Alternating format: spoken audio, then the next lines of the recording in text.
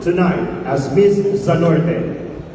How will you use the pillars of Miss Zanorte, beauty, inspiration, and purpose to accelerate sustainable development in Zamboanga del Norte? Thank you so much, Sir Charles, for that question. I believe that Miss Zanorte is someone who has the qualities of beauty, inspiration, and purpose. She is a woman that has a beauty to inspire. A woman that has a purpose to inspire others. And if given her the chance to be the Miss Zanorte 2024, I will use this platform to promote educational tourism. Because Zamboanga del Norte is the only place in the world that the national hero stayed in his last 4 years of his life before he died.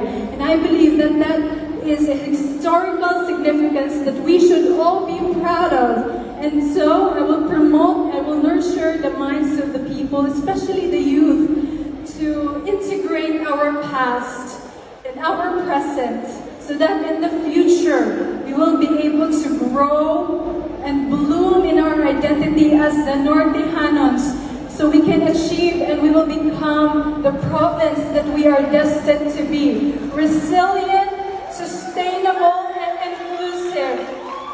Zanorte 72 and beyond. Thank you.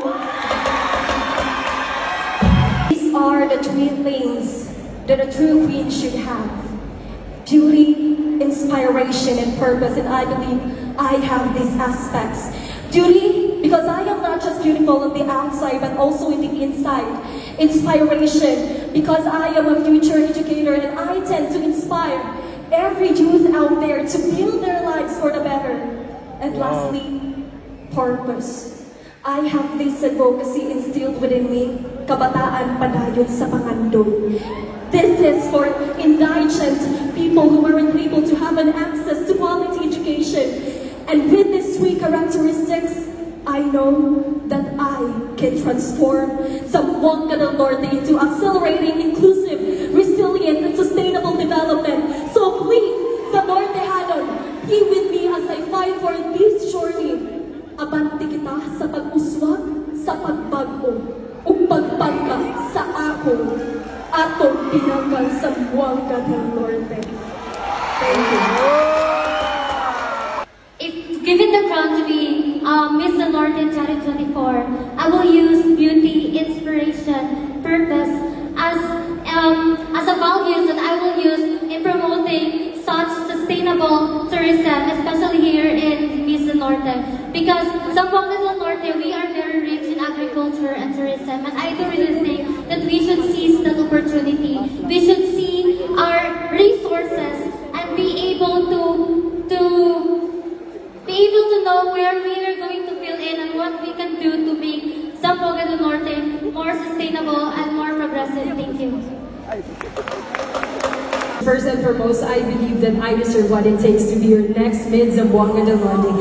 And I believe I will use these three pillars: beauty, purpose, and inspiration, to set as an example, not just to the women, but to everyone, to fight for your causes. And I will do my very best, everything that I can, especially to promote local tourism, and of course, to highlight our socio-culturally diverse Zamboanga del Norte, because I am proud to be Zanortehanan, and I believe that I am the woman of beauty, purpose, and inspiration that you are searching for, and I will darkly work on to be your next Miss Zamboanga del Norte. Thank you.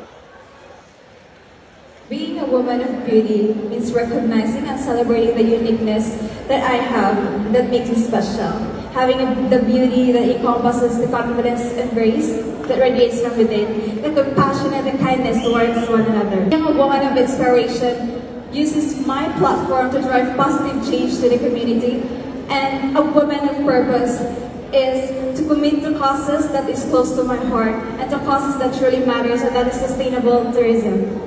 And I believe that with these three pillars as Miss Zanorte 2024, I will champion causes that will empower individuals to always protect and to always focus on sustainable tourism to make our province a more progressive one. Thank you. You are our second runner-up candidate, number 11, ABC Law and Link Construction. Bongsin Davan, Dalan